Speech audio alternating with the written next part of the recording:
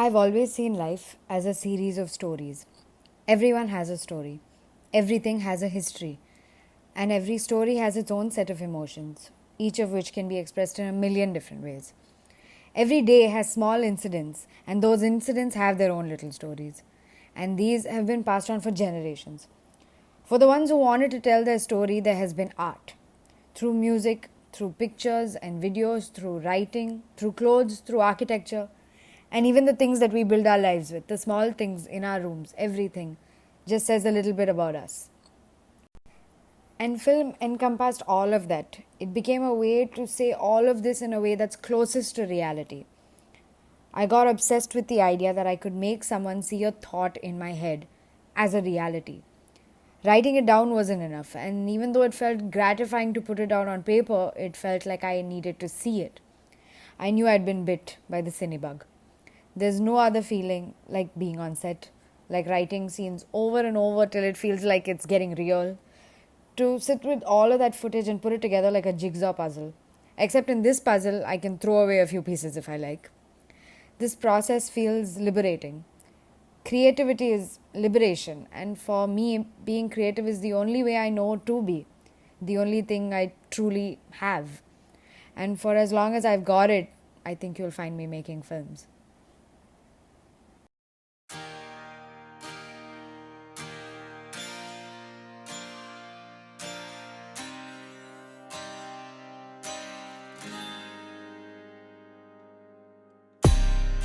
Hey everyone, welcome to the Closet Writer Chronicles. I'm your host Sangeeta, aka the Moody Marshmallow. You just heard our guest for today, Sana Mariam. Sana is a writer and aspiring director. She did her BA in film from LaSalle, Singapore, and went on to work with Madras Talkies. She has worked on films like Chekka Chavantavanam and the Ponniyin Selvan movies. She has also worked on short films like Bloom and a short film on Raghu and Nalini. Tune in to hear about her journey in film, writing, and more. Hey everyone, welcome to the Closet Writer Chronicles. This week I have with me Sana Mariam. Hi Sana, it's so good to have you on the show. Hey, thank you so much for having me. So, the first thing I want to ask you is what is your earliest memory of being creative and when did you start writing? My earliest memory, I suppose, the thing is, I definitely can't pin it down to anything specific because I think I came from a very creative background. Both my parents were extremely creative people and they worked in film, but they worked in different departments. My father was a cinematographer, my mother was a costume designer. They both like to write and direct and things like that. So from a very early stage, I was already kind of seeing creative nuances in everything, because even painting a door in my house was like an event, because Oh, okay. we would get, this has happened physically. My father painted a door because he wanted it a specific way. So all of these are the kind of memories, and I was also encouraged to do a lot of creative things as a child. As like, I was put in a dance class, singing classes. I learned how to play the piano and the guitar and everything from my young age. And even I would read a lot. Like, my mom would read to me a lot, and then so because of that, I would read a lot as well. And so I kind of can't exactly tell which was a starting point, because it was kind of like second nature to always be in a creative space. But definitely I feel like when I started writing was probably when I was a teenager, somewhere when I was uh 12, 13, I suppose, is when I felt like I started uh actually understanding prose poetry and seeing how to put myself into it. And a lot of, like, poetry would tend to be more about um talking about a metaphysical state of the mind type of thing. I mean, as a teenager, probably I didn't think I was that advanced, but I just mean that it was more to do with myself. Whereas, where if I would write prose, it would be fictional, and I understood that I like to um, write fictionally, but then also I very quickly understood the only reason I was writing is because I wanted to see it visually, and not necessarily because I think writing is my strong suit massively. I think there are so many amazing writers, and I would be like, it's great to take someone's writing as well and do something with it. But I was writing just because I needed to somehow visualize what I was thinking. Oh, that's really cool. So, do you like, what do you like vaguely remember as the first thing you sort of wrote? Was it like a poem? Was it like a story? Um, I know that when I was much younger, this is rather embarrassing, if anything.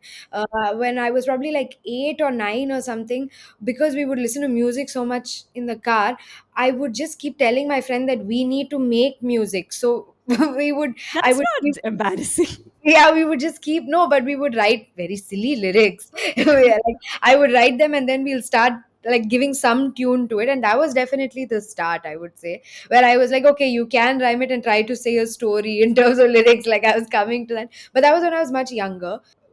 I think though when I was about 13 or 14, where I was reading like the books that I was reading were making an impact on me, and they're not like, I think at that point I just also wanted to be able to write similarly. Like, I wanted to exercise that about myself. So I started writing fiction in terms of novels, and I would keep writing chapters, and the like and the stories would be influenced by things that I'm reading for sure. So it would keep shifting, and I honestly never finished a full book, but I would do that where I was actually writing more in chapter sense, like in a more novel sense for sure. And then later on, when I was realizing that it was film, I had to figure out how to structure it in a script. But then I went to film school, so they taught me how to do that. But yeah, but my earliest memory of writing scenes that way was more in this sense. Okay. But that's no, that's really interesting to kind of hear, because usually when I ask this question to a lot of people, it's like different things. Because I remember earlier in this season, there was someone, I if I remember correctly, it was Shumanto Chattopadhyay, Huh. who is the chairman at Ogilvy, and he runs the English Nut, and he was talking about how his first memory was actually making drawings on the floor while being creative, and every day like the cleaning lady would come and rub it off, so every day he'd have like a new canvas to work on. So that was something. Yeah, and then he'd again, like in school, he would like write stuff, and so again, so it's really interesting to just hear, different people's takes For sure. on this question. So yeah, but having said that, since you said you were influenced by a lot of the stuff you were reading, and since you do come from a family that really encouraged creativity, right? Like your surroundings were pretty much, it was kind of second nature to you. So then, who are some of, say, the writers or artists that have really influenced you, impacted you, or who have just really like stayed with you, or even just like pieces of work in terms of like, film or books or TV shows, music, whatever. Uh, this is honestly the toughest question you can give any artist. I'm sure you know. It's like, we get so like, oh God, how to pick. But as for my teenage years, I honestly don't know how to nitpick. Also because I'm sometimes terrible with titles. But around that point, I was actually genuinely reading a lot of classic literary pieces, like a lot of Virginia Woolf and actually a lot of Shakespeare. Okay, And wow. I was one of the, like, very typically loving Wuthering Heights and all of that, just because I felt that was the best way to establish how they told stories, because Hmm.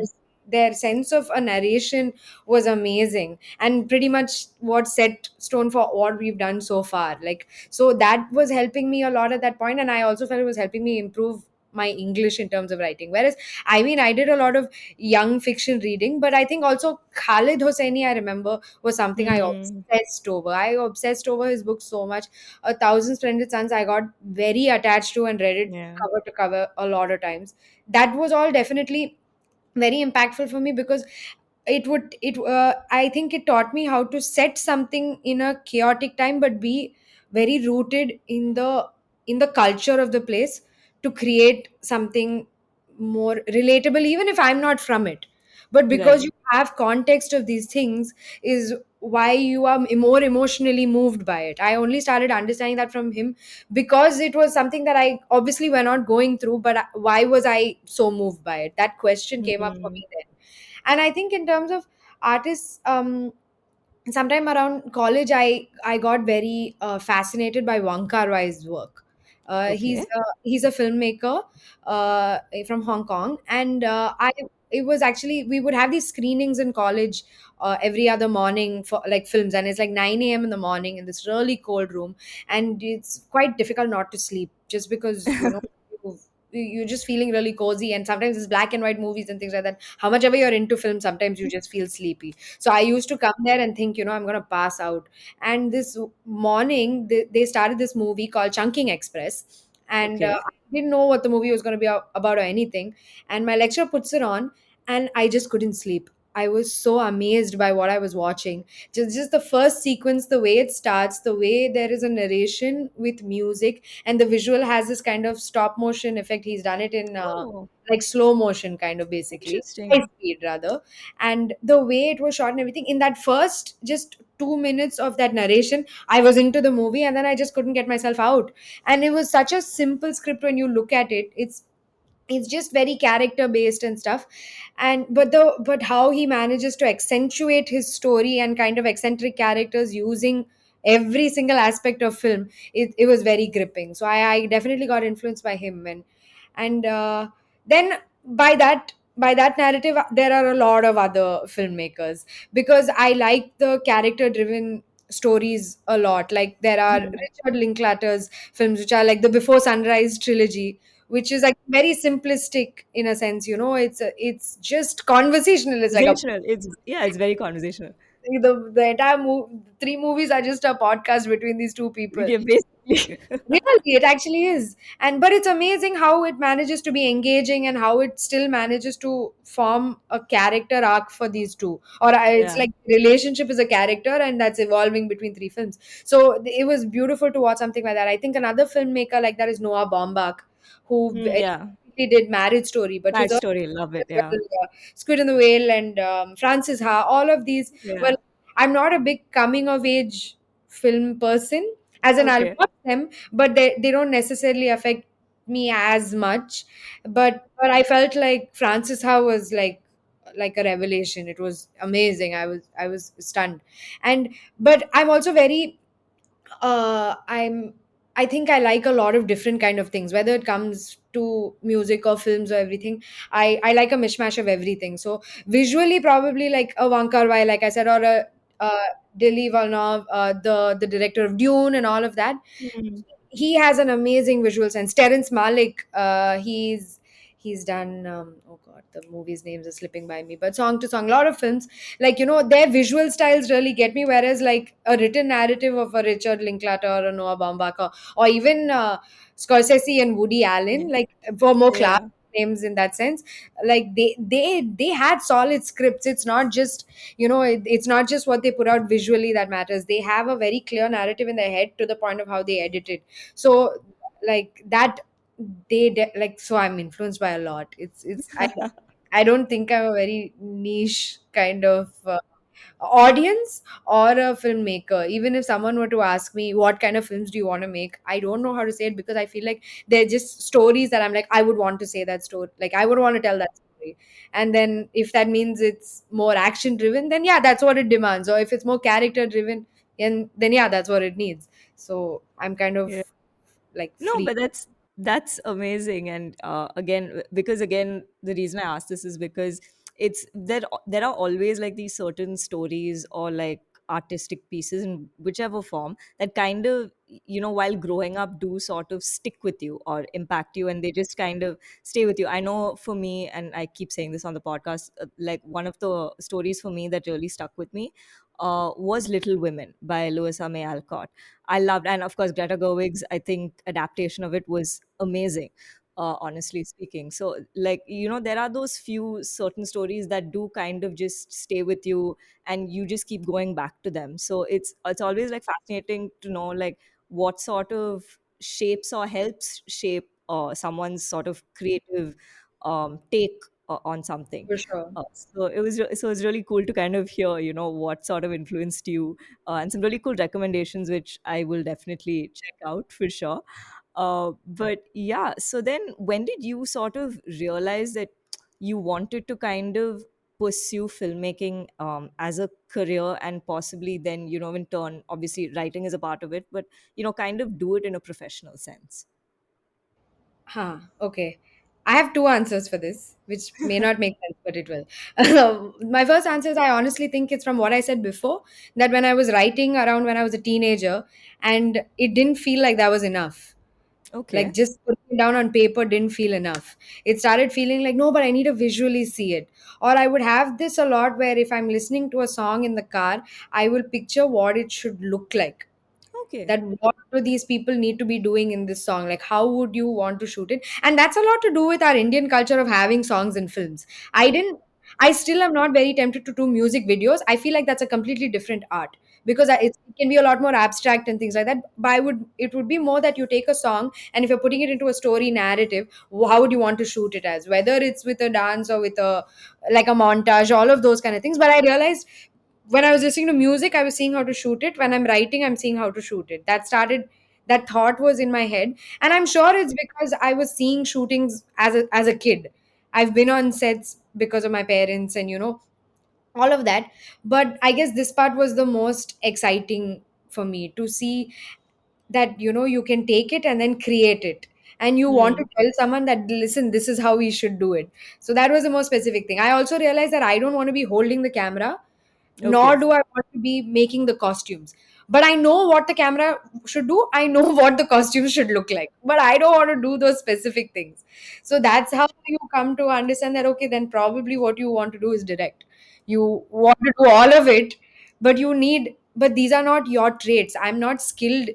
The actual manual skill, I don't possess. I need people. And then you have to understand, are you going to be able to actually communicate all this to these people, because that's the main part of directing, really, is to put whatever vision you're working towards into other people, and at least hopefully get them excited about it, so that they Yeah. want to do it with you as well. But that's when I understood that I wanted to be a filmmaker in this sense specifically. uh, I think there's a lot of assumption that it was just like, oh, her family's done it, so she'll want to do it. But they never really pushed me towards that at all. In fact, they were very on, you should do music, because I said I was learning to play instruments at that point, and they were very like, and they were like, she dances very well, she should dance. And I was like, I enjoy doing those things, but this was the thing that was most gnawing at me. Like, it felt like I had to start doing that now. And the other answer to this question is, apparently, a certain actor asked me when I was a kid, when I was on set or something like that, saying, "Oh, do you want to grow up and become an actor?" And I was like, "No, who would do that? Because like actors are like told to do what to do. I'll be a director, so I can tell people what to do." What? Oh, wow. Yeah, this is what my mom told me that apparently I've done when I was a kid. I have no recollection of this. So it's like maybe there's a control freak angle to this from when I was a kid, and that's what this actually is. Like, I want to control the entire narrative of what's going on. Yeah, like me, I will tell you what to do. I mean, some level, I guess directors are like that. No way. At the end of it, because it stays with us, the final say is with the directors, and you have to be able to respect that. But then, how did you? So then you were clear that, okay, this is something you were really interested in, and obviously, since you've also seen like a close working of it, even in terms of the work your parents have been doing, then how do you take the call of, okay, I know for a fact that I want to study filmmaking before actually getting out into the field and working? And the reason I'm asking this is because you do hear of so many there is that whole thing of like, do you really need to study, writing or filmmaking before actually going? And there are many different views and perspectives to this. For So sure. I'm just curious to know what your perspective is and why you took that decision for yourself to actually study filmmaking. Right. To be honest, because at about like 9 standard or 10 standard, I was like, okay, this is it. I'm going to make films. And I, in fact, stopped caring about my boards also, which deeply upset my mother. And but I started telling her that, look, I really want to apply to a film college, because I understood that I have to get a degree. I can't just go, and I can't be someone who doesn't have a degree. I wanted that college experience. I wanted to put myself out there in the world. And I think as a kid, I just thought it would be cool to go abroad, study film. It sounded like a grand idea in my head, and it felt like I could start doing this thing that I wanted immediately.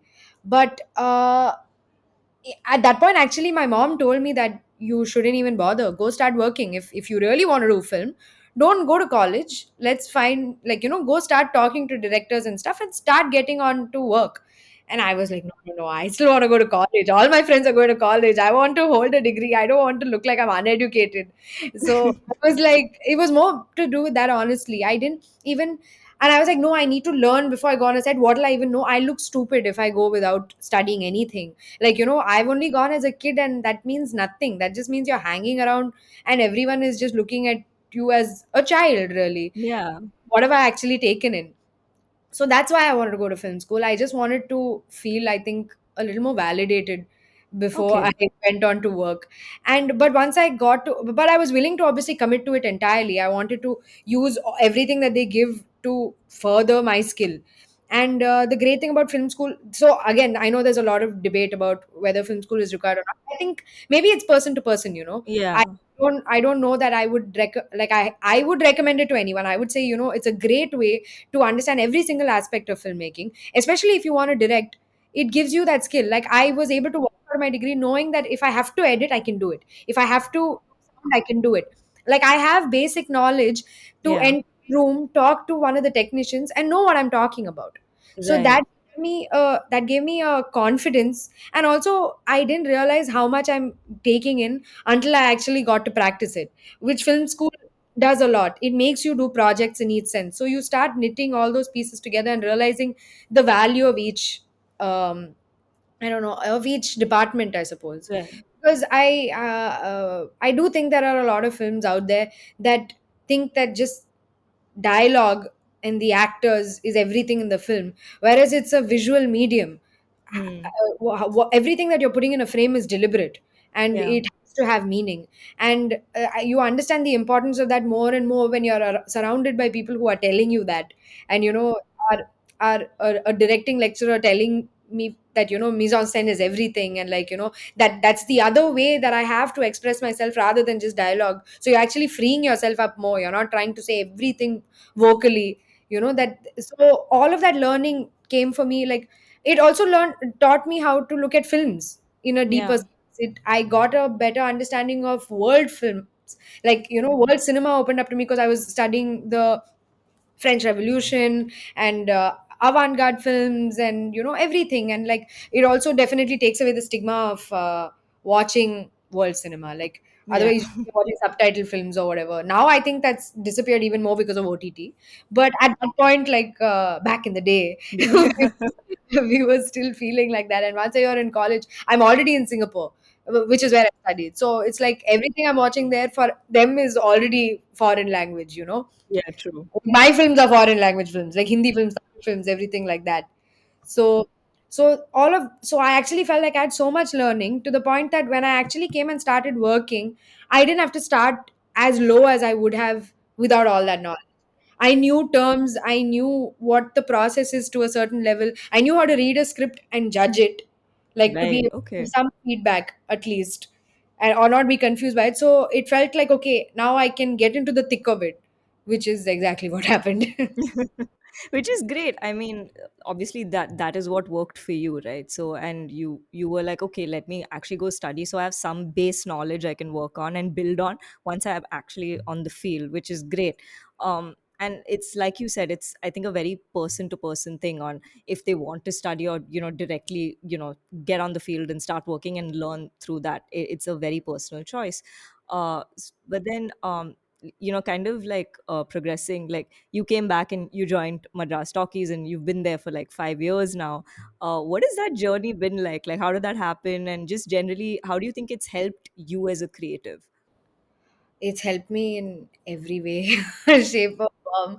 I came back, and I was actually very clear throughout college also that I'll go work in Bombay and work in the Hindi film industry, because I think somewhere when I was a teenager, I kind of there was a separation between me and Tamil films. Whereas I grew up watching Tamil films, and honestly, most of what I watched and enjoyed was Mani Ratnam's films. Like, that's just the way it was. I mean, I'm sure that's the way it was for everyone.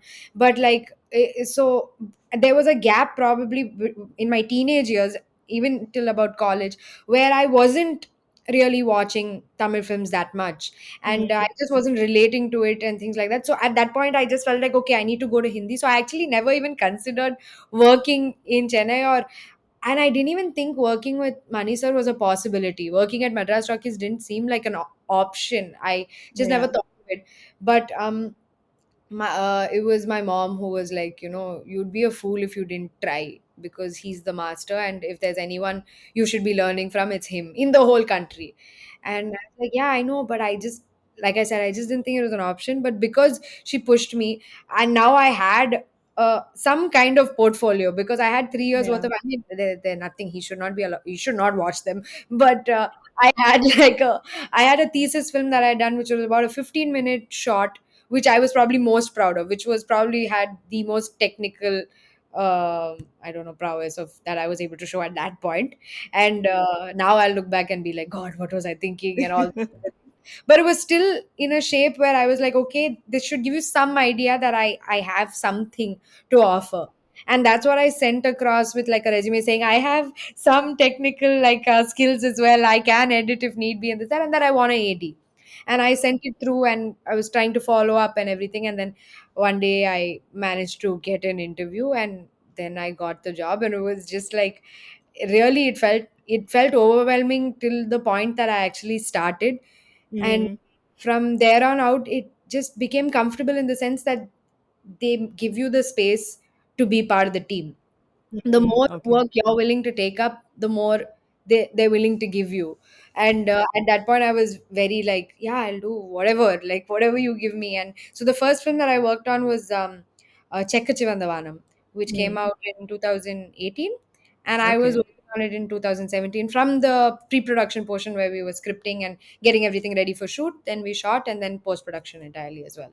So that gave me, like, it was so quick. I almost feel like it was like a dream. It went by so quickly, but it was super strenuous in terms of le- needing to be right smack in the middle of it. Because if at that point someone is looking at you and saying, you're capable of doing this much, you're like, yeah, yeah, yeah, I can. And you just want to like actually get into all of that. And that's what Madras Rockies has definitely been. That, if you can handle it, then you should do it. Mm. That mindset's helped me, I think, also um, get ahead quicker. That Mm. within 5 years I feel like I've achieved more than if I was working with 10 directors, Yeah. because you're already learning from the master. And he knows, he's just so like clued in. He can tell from a mile away if I'm even spacing out for a second, and he will snap me back.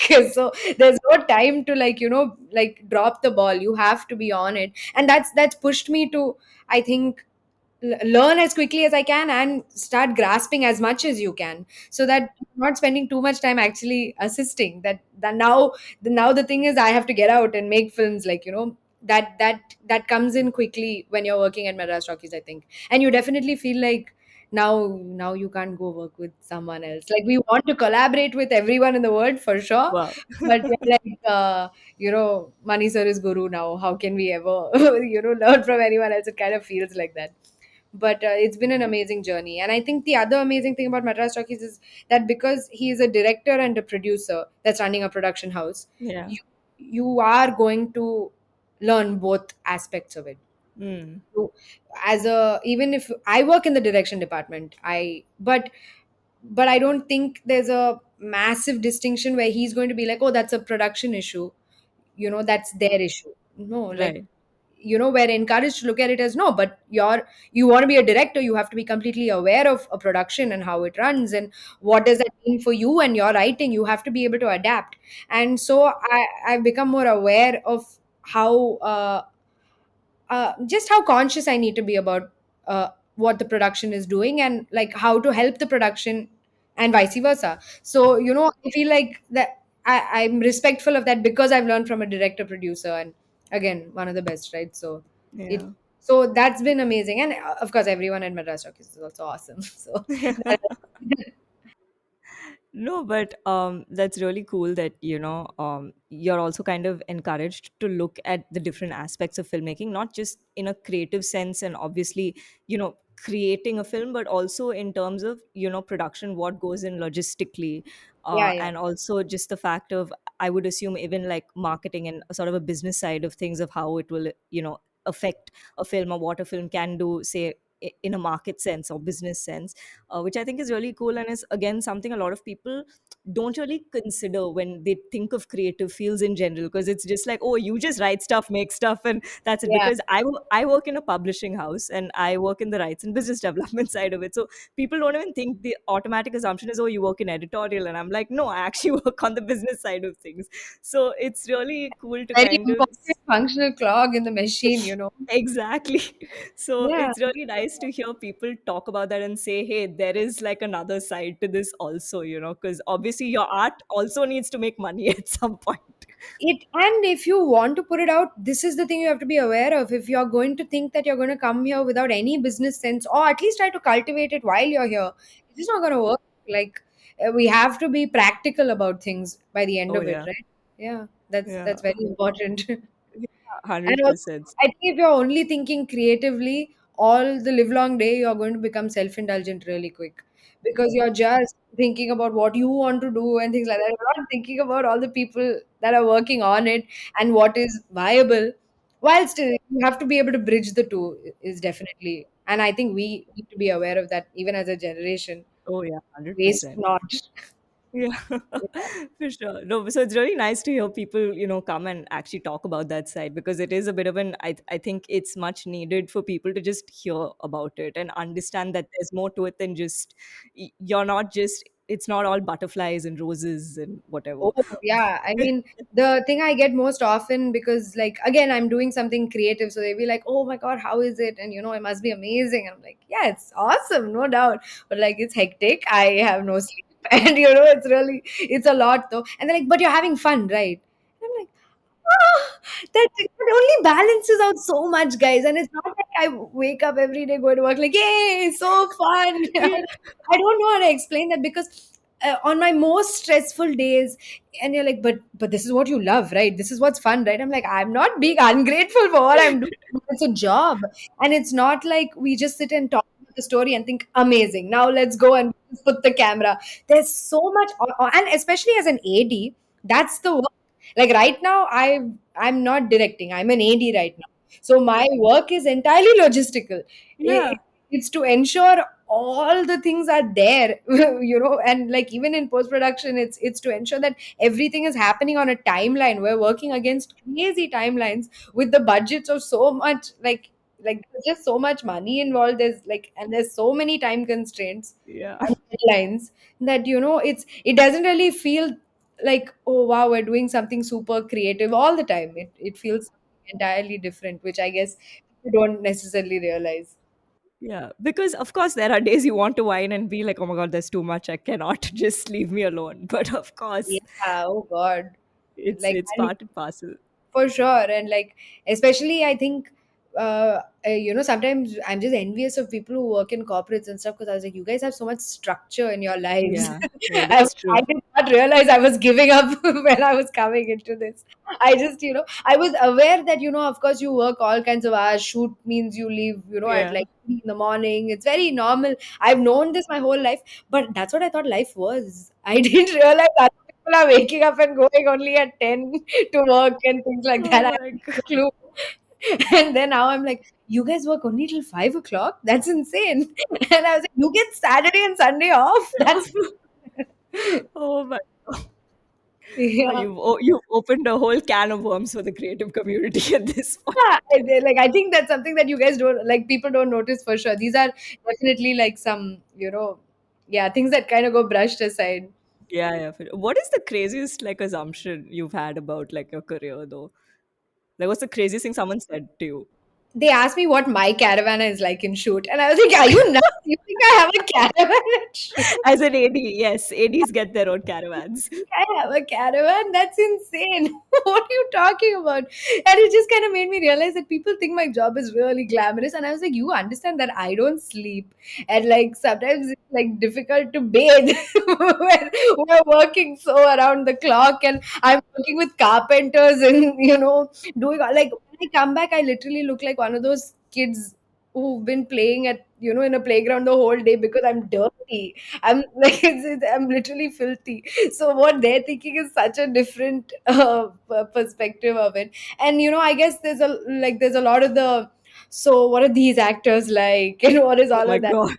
And I'm like, dude, I don't even know. Like, I wasn't even thinking about all that at the point. At that point, you're just kind of like, hi, can you come stand here? Okay, cool. Thank you. Now they will tell you what to do, and you just have to listen to sir, and I'm out. Okay.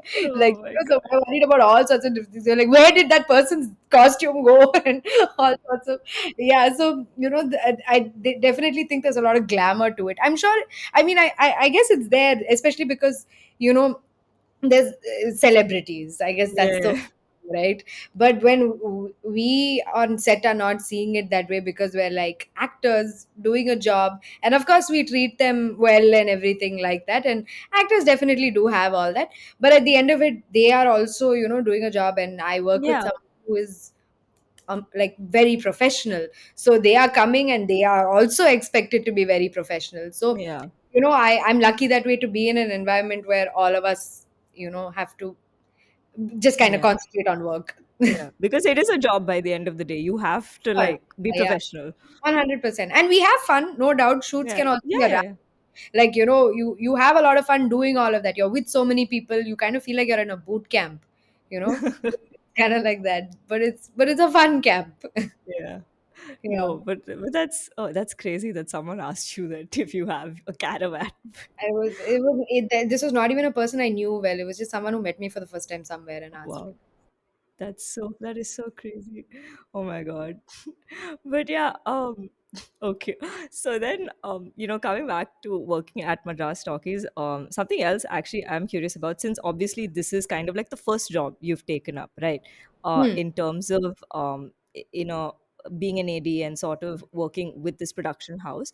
And obviously I would imagine working with a production house like this, and of course someone like Maniratnam who has already such a defined cinematic language, so to speak, and style of filmmaking.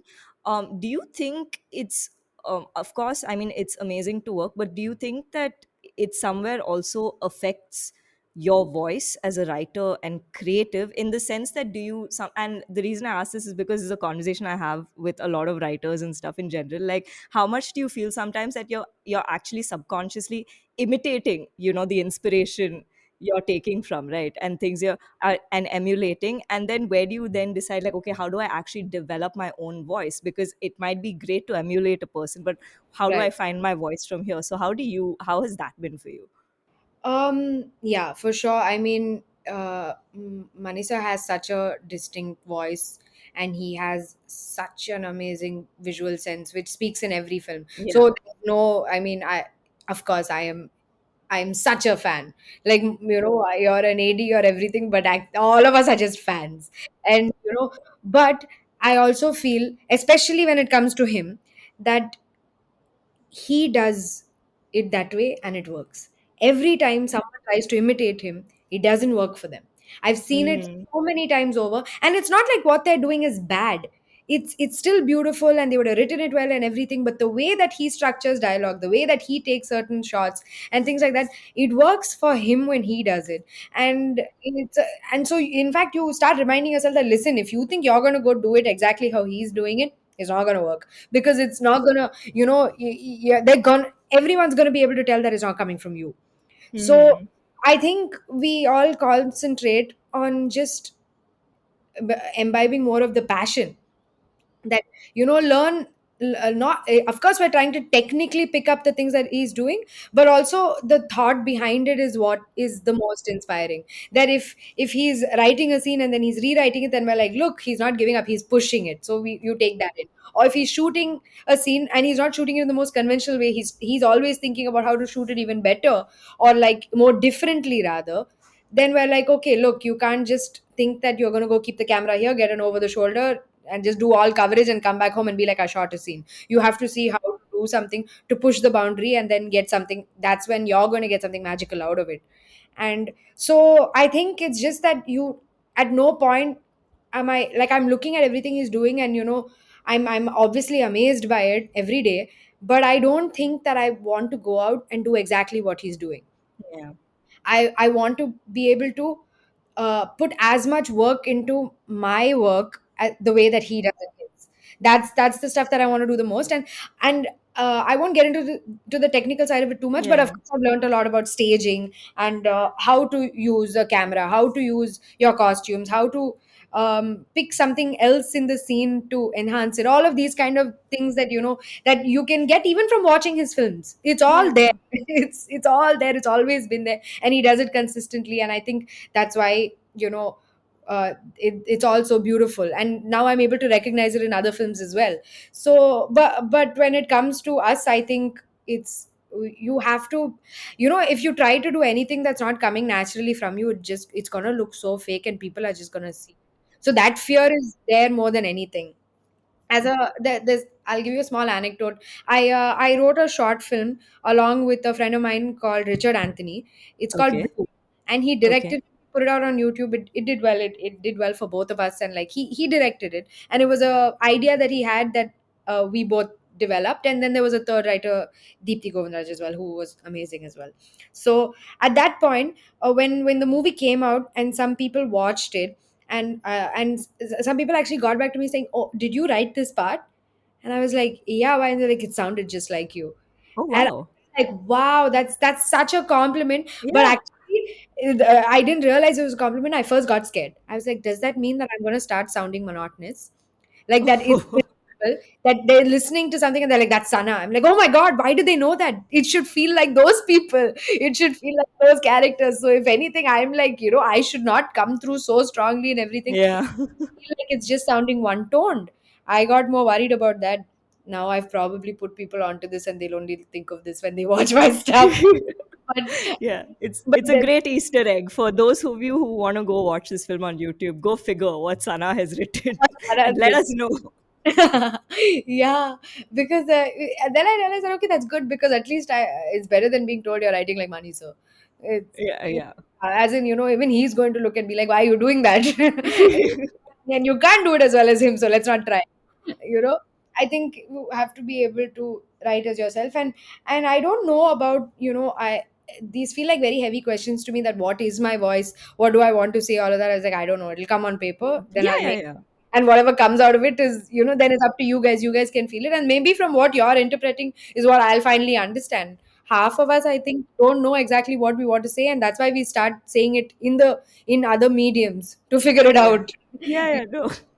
No, because it's more like how do you then kind of, I guess, figure to develop your own voice? I mean, of course, for some people, it's just constantly writing, writing, writing till something actually sticks, and it's like, okay, so this is what I sound like, or this is the sort of definitive voice I want to take up for a particular kind of story, or for this kind of writing, or whatever it is. So it's just fascinating to kind of hear different people's processes on this. So it's always an interesting conversation to have, like how people are kind of developing or finding their own voice, so to speak. Because it's happened with me also, where I'll write something and then suddenly I'll go look at it and I'll be like, why do I sound like this writer I have just read like 10 days ago? And it's like a constant subconscious thing. That And happens for sure, yeah. Where I'll go read something and I'll be like, oh, I was watching this or I was reading this earlier and I've been influenced by it and I have to feed it into a scene and it doesn't have any context. So what I'll do at that point is, okay, I've still written it, so let's take it out and I put it basically in some other folder and I'll be like, it'll come in handy some other point. So there's no need to discard it. It's just that maybe what you're trying to say at that point is not fitting in there. there, yeah. That if you want to do it something in a different style, because we're all definitely derivative of something. Oh yeah, oh, Yeah. 100%.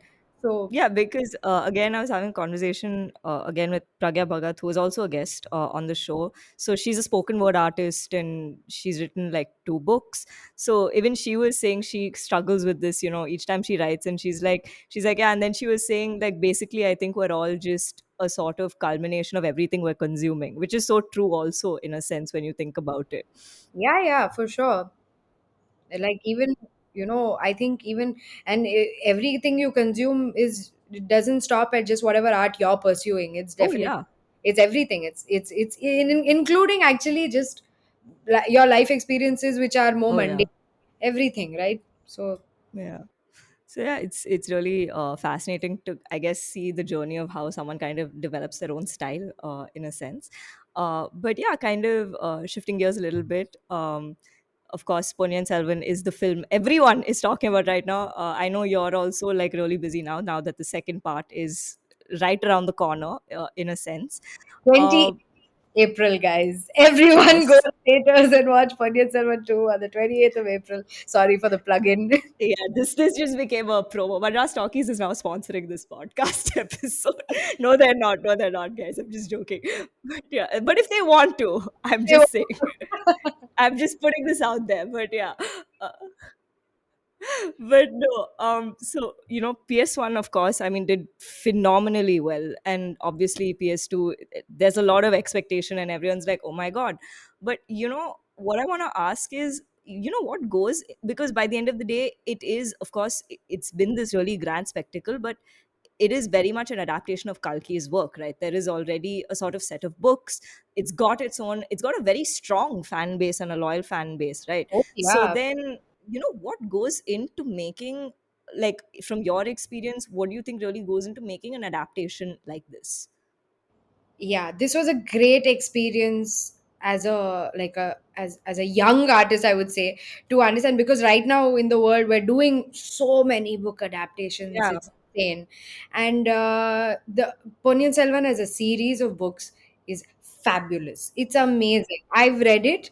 And then I heard the audio books as well because I wanted to hear it in Tamil, and I unfortunately can't read Tamil. But it's in the language itself, it's amazing, it's brilliant, because the story is so well woven with so many characters.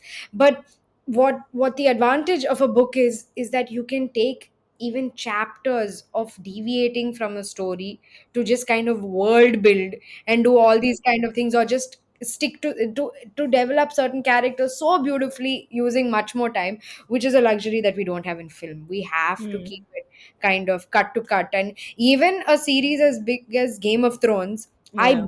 would have struggled with what they have to keep and what they have to let go of, because even when you have, say, 7 seasons and these many episodes, it'll still feel like less, because your actual episode time and how you have to create a graph within it makes it very complicated. So we definitely felt that challenge as well.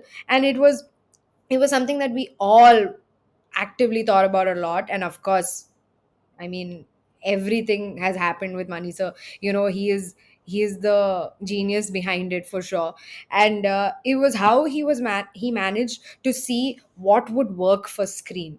And I think that's the most important part of book adaptations. You have to be able to see which is the thing that's going to translate on screen dramatically and make for an interesting and fresh visual.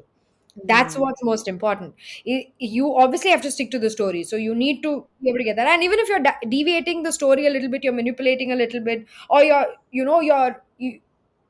I mean, there's enough and more opportunities now. Like, people take books and then spin the end and things like that as well. Or like they'll change the main character into another gender. All sorts of things are happening. But for us, because we were actually trying to stick to the books as much as possible, it just became a filtration process. Because Kalki's work is Hmm. so amazing in terms of even creating a screenplay, that I think what he started to do, from my observations, was that he started to pick out the best portions of everybody, like what is interesting for Hmm. this character and what is going to enhance the film. Then what are the peak scenes which are going to make for an exciting sequence.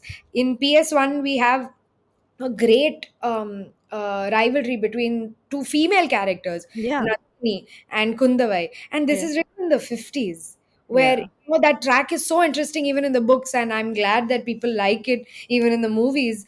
But but but it's but it's not just something that's catty. It's very deeply layered. Yeah. I think bringing out that story, concentrating on them, helps the film. Yeah. There's so much in the books that that, like I said, it's the filtration process to be able to see. And I don't think that comes easy, for sure. I don't think that if you give me a book now, I'm going to do it to perfection the way that he has. It's of course his skill also, and like years of knowing how to craft a screenplay that's been able to do that for him. We even had Jem Onser with dialogues, who's done so much research, and that's another thing, to do research. And so it's a lot of just work really at the end of it. And I guess that then it'll come down to a person's sensibilities, finally what they want to take away from a book, you know. Yeah. Yeah. No, which is fair, because it's really interesting that obviously, the whole team, and of course it is Mani Ratnam's vision at the end of the day, but obviously just to adapt in general, book to screen adaptations can be very tricky, because they're either like it's either a hit or a miss in most cases. Clearly, Uh, most of the time. and the fact that it's really hit the mark, that means like everyone, obviously the readers are very happy with, I think most readers have been very happy with what's come out on screen. About that also. I think they've also been like very generous in understanding that we have a certain time limit that we have to stick with. But no, I'm very happy it's come out well. Yeah. No, but it's amazing, and it's like you said, now there's this sudden sort of increase in book to screen adaptations. What is your take on that in general, now that you're seeing more of it happening? I think it's awesome in terms of in terms of having that content as an option. Like it's good to know that you can openly collaborate, and it's not trying to be a copy or anything like that. It's doing a good collaboration, and that's really interesting, and that's fun, and clearly it's giving way to a lot of like good films in whether it's regional content or even your Hollywood picks or whatever like Yeah. that. That I mean, honestly, if you look at the slates that are coming out, most of the time they're filled with book adaptations, right? Yeah. Even Marvel films are book Book adaptations. They're not adaptations. Yeah. book adaptations. That's it. So like we're steeped in that right now. So there's a small concern for original content. Mm. I don't think I feel too badly about it. I know that some other people definitely have stronger opinions on this, being like, it's almost like the death of original content, because everyone is like just taking up like books, and then you want to only adapt that, and even production houses want to do that. They're like, oh my god, this is a bestseller, bring people to develop it, get a director, and then make it.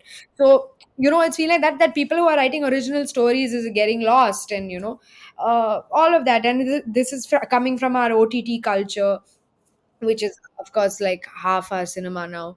So it's, I guess it's a bit daunting in that sense, but I don't know how much it'll come in the way of actual original storytelling as well, because right now, look, Everything Everywhere All at Once Yeah. has done so well. It's an original screenplay, right? I hope I'm not wrong about It that. But is. Yeah, yeah, it's an indie film, and so is The Whale. yeah, and no, and so the Whale is still based on a play, actually. Oh, really? Okay, I didn't know that. That's Naren interesting to know. Aronofsky watched a play by the same title, and then he decided he wanted to make a movie. And I think only 10 years after that, he ended up actually making it. Oh, But wow. Okay.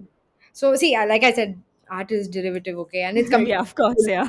nothing wrong with it. And even saying, "Oh my God, but where is the original content?" I'm like, it's there. It's just Yeah. you're probably not watching it, but it's definitely there. And maybe in a larger studio sense, it's a bit daunting that they want things like that. And Darren Aronofsky wanting to make The Whale is easy. Like anyone is going to make anything that Darren Aronofsky wants to make. He's got credit Fair. on his side. You know what I mean? Yeah, the Everything Everywhere All at Once, that way is more indie filmmakers, but now Yeah. they've really Grown got up. Yeah. recognition. Forget the Oscars, it's gotten people's love, and that's what's most. I went to watch it in a theater in Chennai, and it was a full house on a weekday in the afternoon. Oh, wow. In Okay. case you're wondering what I was doing there on a weekday in the afternoon, I make films. Okay, I'm allowed to go. It's a part of your job. See, this is why people think your job is easy. You're going to a theater on the weekday. No, I did go with a couple of colleagues, but it was also because we were like, no, we need to see it. It's such a good film. And for whatever reason, it was only running in the afternoon. And we were like, please, just during lunch, we'll go watch it and come back. It was totally worth it.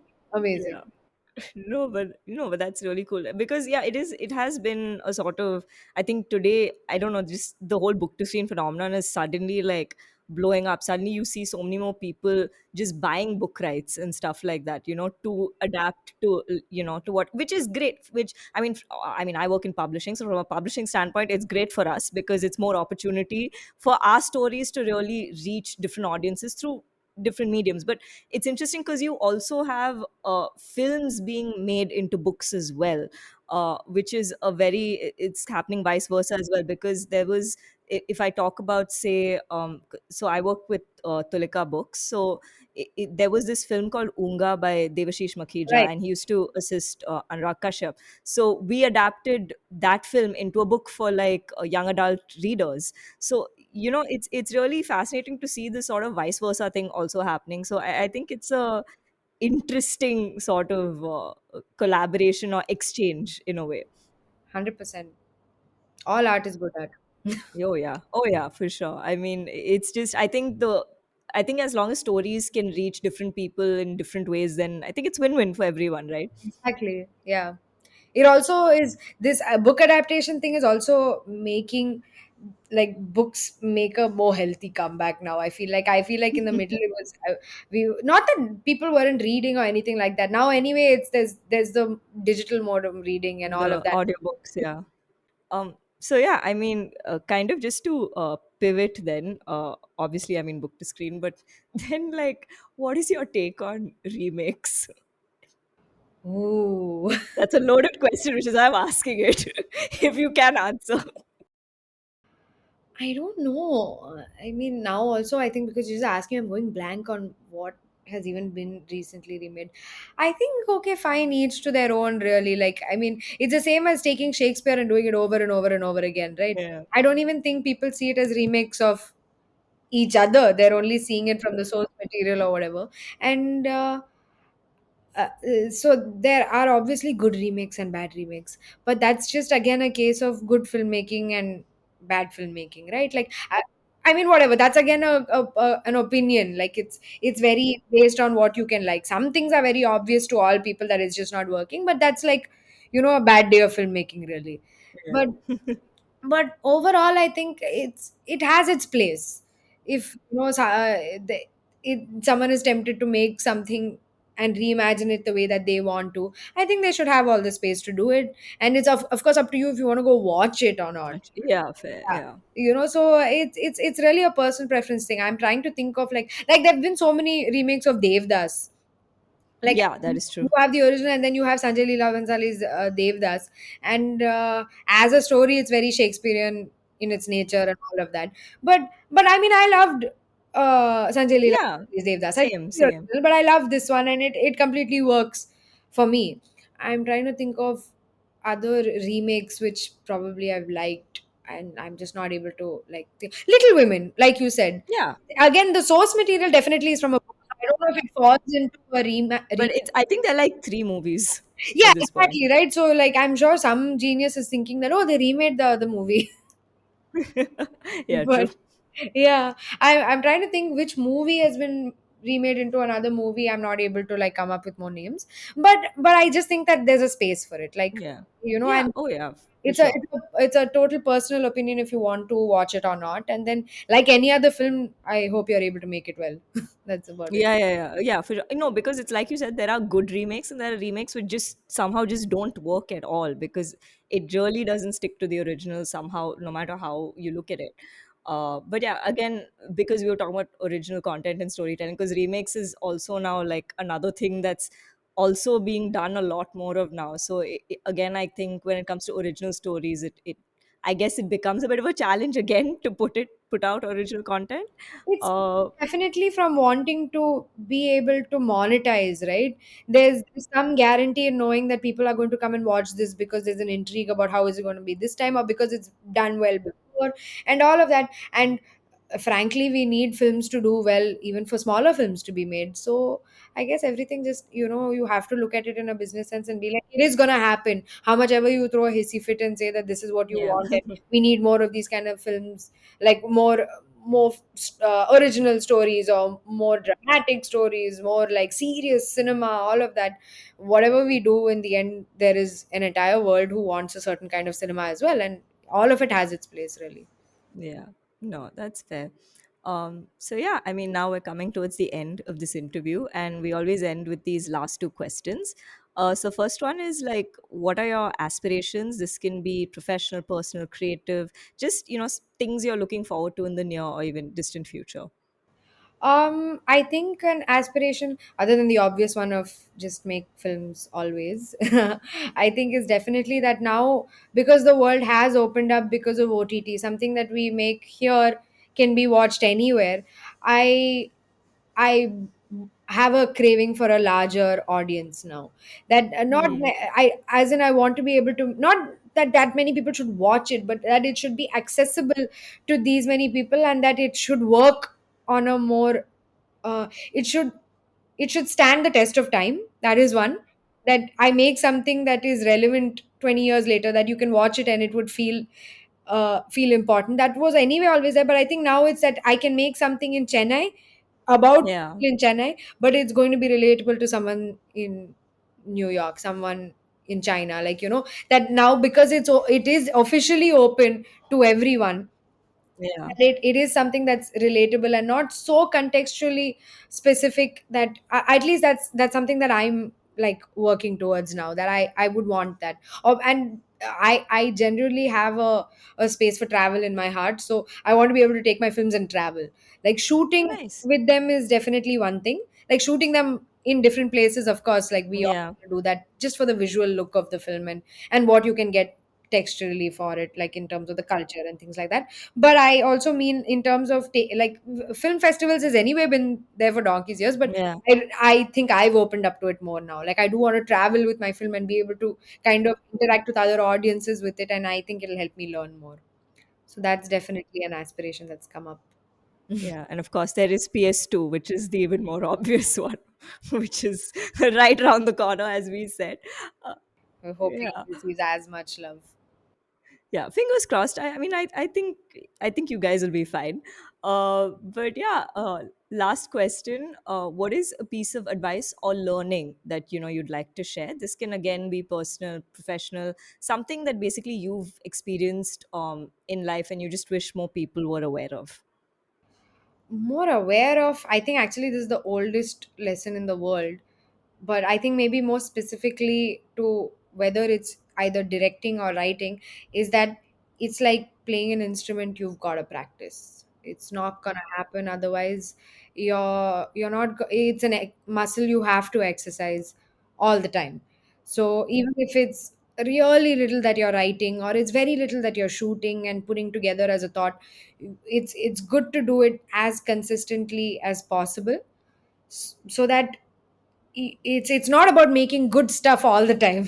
It's just about being able to constantly write so that you can develop more. It's only going to improve. And I know that's there whether you're a sports person, or like I said, a musician. You already have that culture of needing to practice, and that's a given for them. But I think it's as important for creative people, that even if you're thinking that you're having a writing block and things, sometimes the way through that is to keep writing, even if it's writing rubbish. Yeah. Like of course you can do other things to stimulate yourself, but saying that no, I need to take a break and just step aside, this, that, I'm not saying there's anything wrong in taking a break, but I think long extended breaks because you're worried about getting in, I face that. I tend to procrastinate things out of the fear of not writing something good. But I think I've learned now that it's not important to be good all the time. You just, your final output has to be good, so everything in between doesn't matter, you have to get there. Yeah. Yeah. And on that wonderful note, we've now come to the end of this interview. Thank you so much for being here, Sana. It was absolutely wonderful talking to you. It was great chatting with you. It's been a wonderful chat for me. Thank you. Thank you so much. And Bye. so that was my conversation with Sana Mariam. I really enjoyed talking to her about visual storytelling, movies, and listening to her perspective on adaptations and remakes.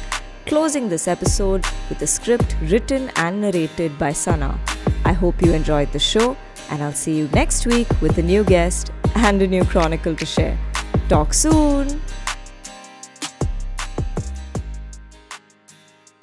Today I'm going to read the first story I ever wrote in script format, quite a few years ago in college, a short film.